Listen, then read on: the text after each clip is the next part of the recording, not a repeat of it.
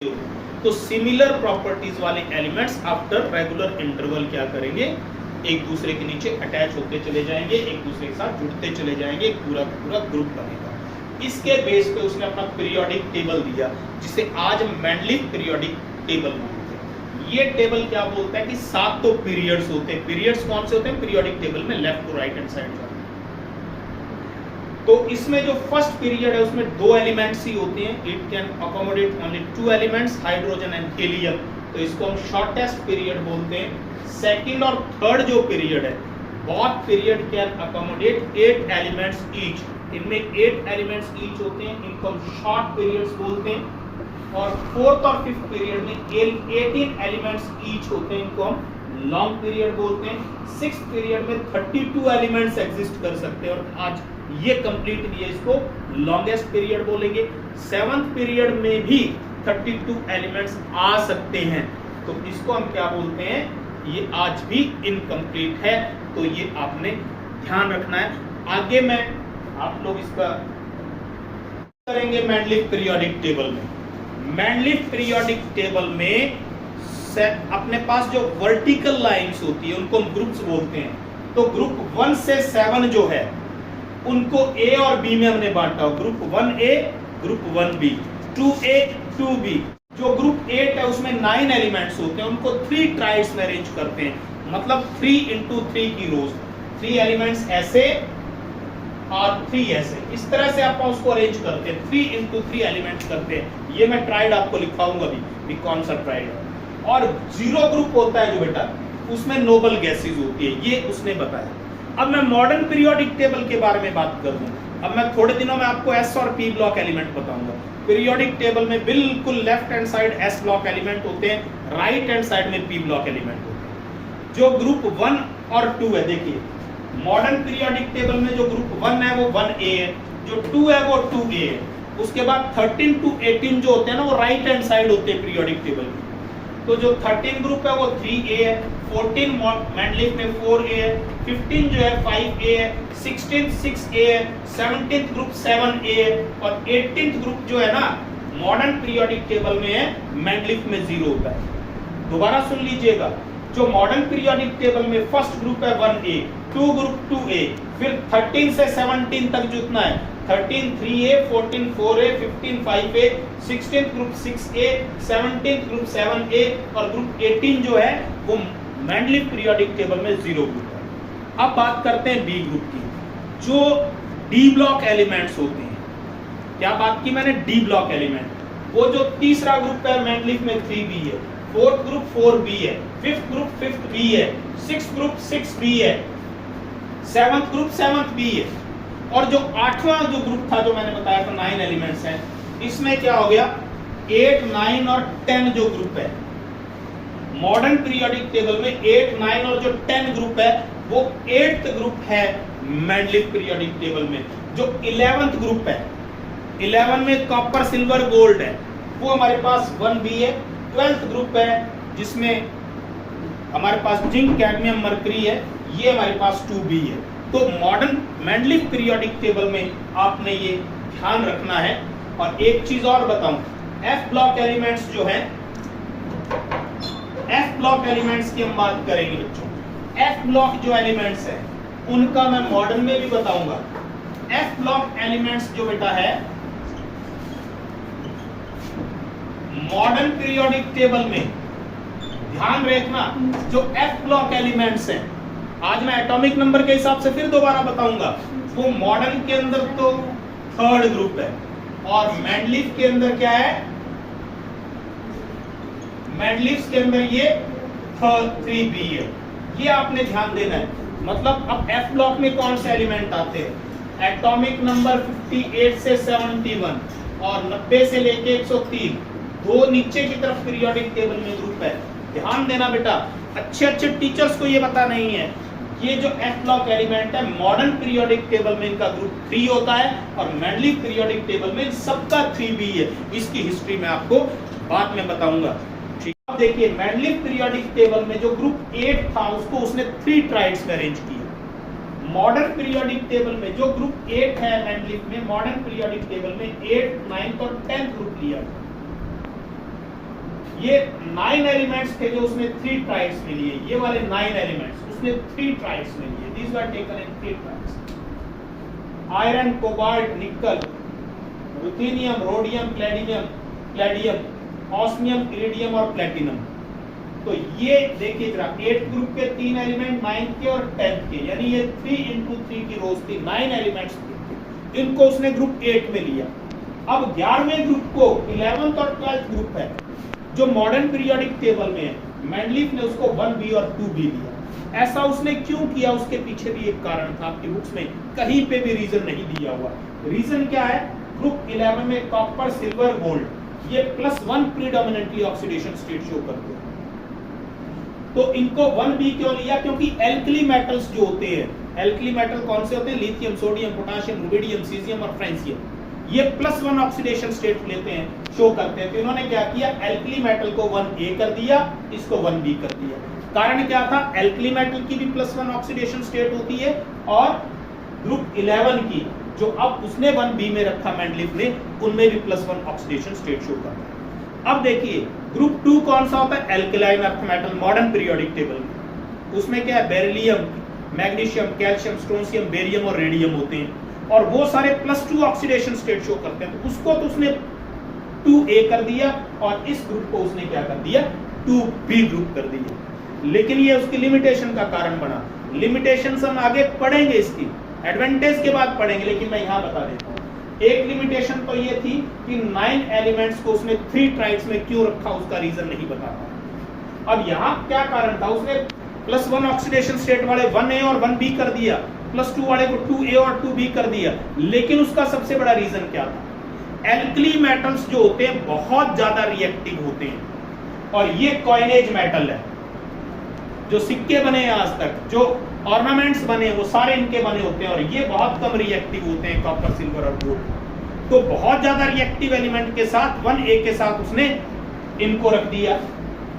और group 2b है, ये भी बहुत कम रिएक्टिव होते हैं और वो बहुत ज्यादा रिएक्टिव होते हैं, एल्कलाइन अर्थ मेटल। तो ये मतलब उसने क्या किया, ऑक्सीडेशन के हिसाब से तो रखा, लेकिन एक बहुत बड़ी भूल कर गया, वो सिमिलर प्रॉपर्टीज वाले एलिमेंट्स को अलग अलग रख गया और डिसिमिलर प्रॉपर्टीज वाले को इकट्ठा कर गया। प्रॉपर्टीज तो अलग अलग होगी ना, एल्कली मेटल्स को तो आप रखते ही केरोसिन ऑयल में, सिर्फ लिथियम को आप किस में रखते हैं, पैराफिन वैक्स में रखते हैं। लिथियम को पैराफिन वैक्स में क्यों रखते हैं, उसका भी एक कारण है, मैं बता दूं, इनऑर्गेनिक में फिर मैं बताऊंगा।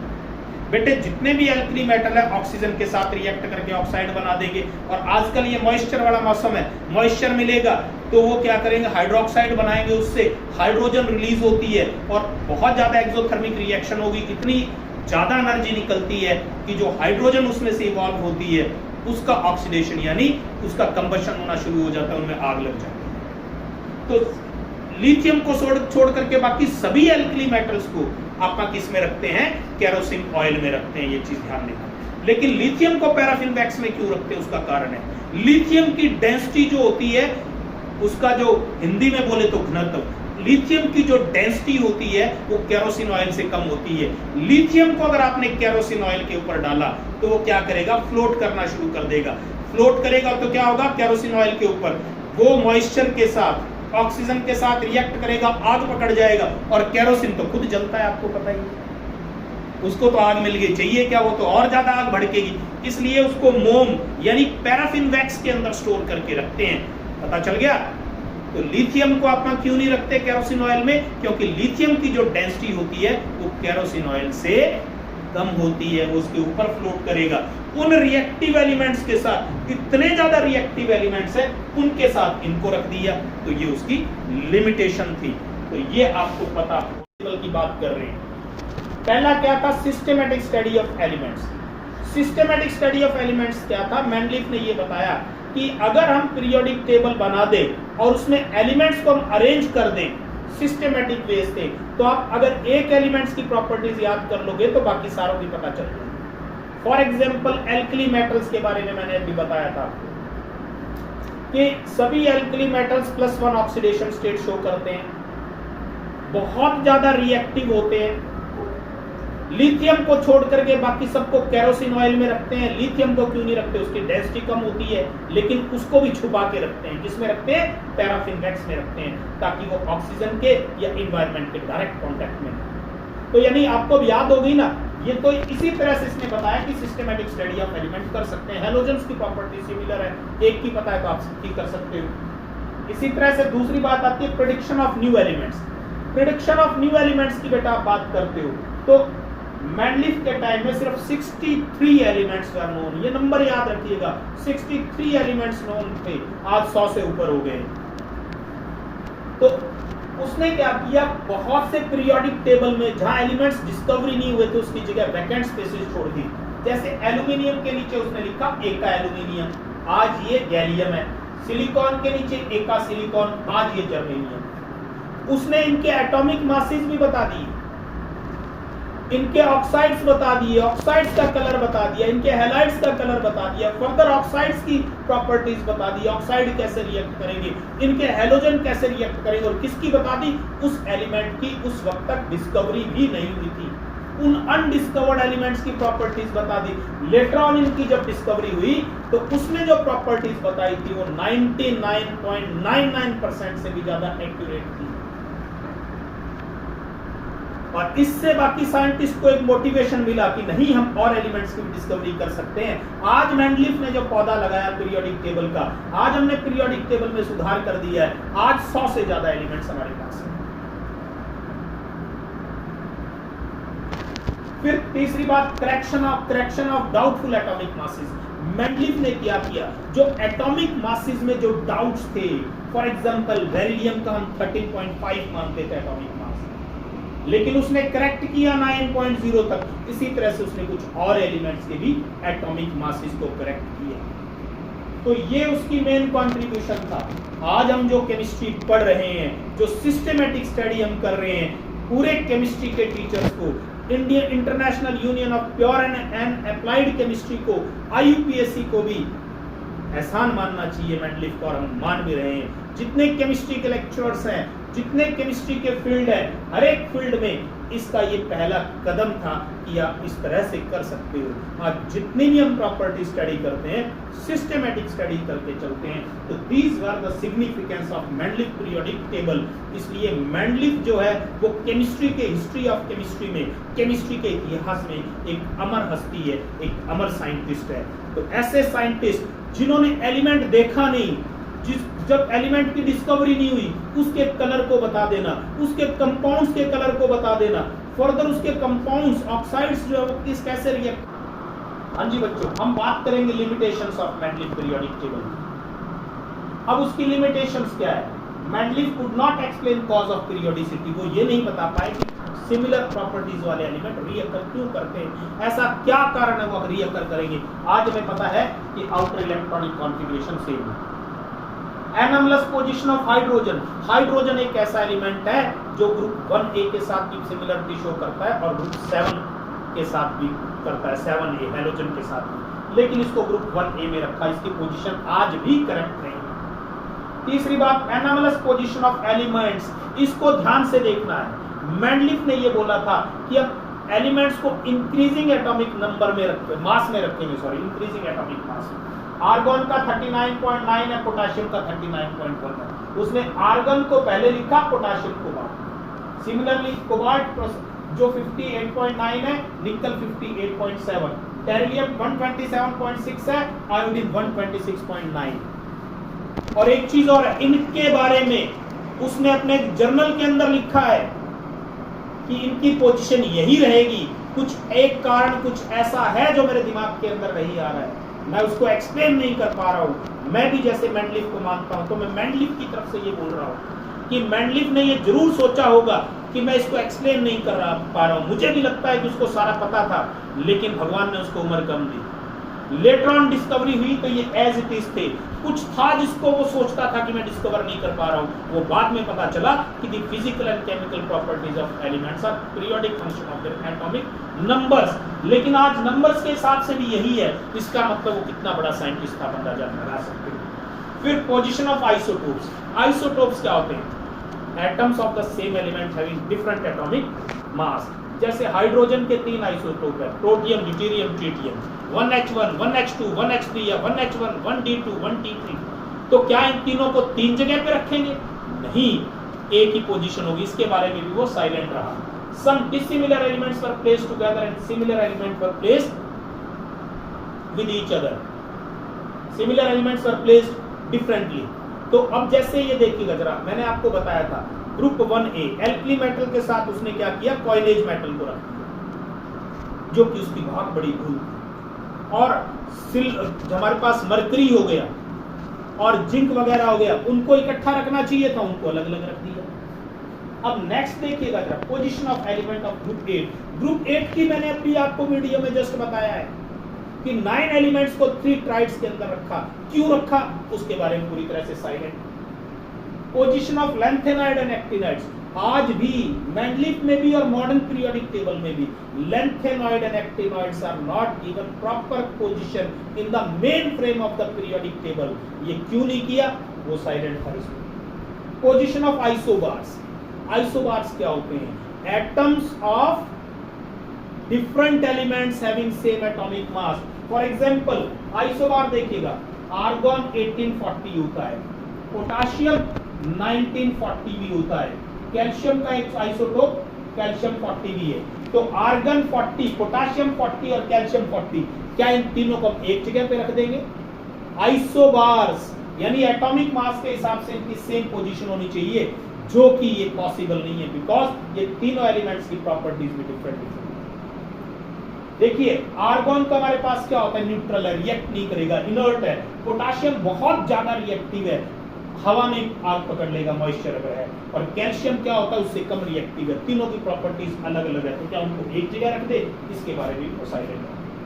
He could not separate metal and non-metals, वो मेटल और नॉन मेटल को सेपरेट नहीं कर पाए, इकट्ठा रख दिए। जैसे 1B वाले जो थे वो हमारे पास क्या थे, लगभग मेटल्स हैं, और जो ग्रुप 3 से लेके 13 से लेके जो हमारे पास, जैसे ग्रुप 13 है आपके पास, ग्रुप 13, 14, 15, 16, 17, इन सब में क्या है हमारे पास, नॉन मेटल है। इनके साथ में मेटल्स वाला रख दिया, 3B, 4B, 5B, 6B, 7B, उनको सेपरेट नहीं कर पाया। पीरियड 2 जो है, पीरियड 2 के एलिमेंट्स जो होते हैं उनकी डिफरेंट प्रॉपर्टीज होती है। जैसे एल्कली मेटल्स में देख लीजिए, एल्कली मेटल्स में लिथियम की प्रॉपर्टीज अपने बाकी ग्रुप से थोड़ा सा डिफरेंस होता है। लिथियम आयोडाइड जो होता है कोवलेंट कैरेक्टर होता है, बाकी सारे आयोडाइड आयनिक होते हैं। बाकी जो एल्कली मेटल्स हैं सबको केरोसिन ऑयल में रखते हैं, इसको पैराफिन वैक्स में रखते हैं। इसी तरह से और प्रॉपर्टीज इसकी अलग होती है। सिमिलरली मैंने आपको बताया था ग्रुप 13, 14, 15, 16, 17, 18 में पीरियड 2 के एलिमेंट देखिए, boron, carbon, nitrogen, oxygen, fluorine और नियोन। इनमें मैक्सिमम 8 इलेक्ट्रॉन ही हो सकते हैं वैलेंस शेल के। जैसे मैंने आपको पिछले चैप्टर में करवाया है, NCl5 नहीं बनेगा लेकिन PCl5 बन सकता है, नाइट्रोजन के नीचे। OF6 नहीं पॉसिबल है लेकिन SF6 पॉसिबल है। FCl3 पॉसिबल नहीं है लेकिन ClF3 पॉसिबल है। तो इस तरह से जो ग्रुप 2 के एलिमेंट्स होते हैं इनको मैं लीडर बोलता हूं अपनी लैंग्वेज। ये लीडर्स है अपने ग्रुप से, बाकी एलिमेंट्स इनकी प्रॉपर्टीज अलग होती है, उसके बारे में भी कुछ नहीं पता।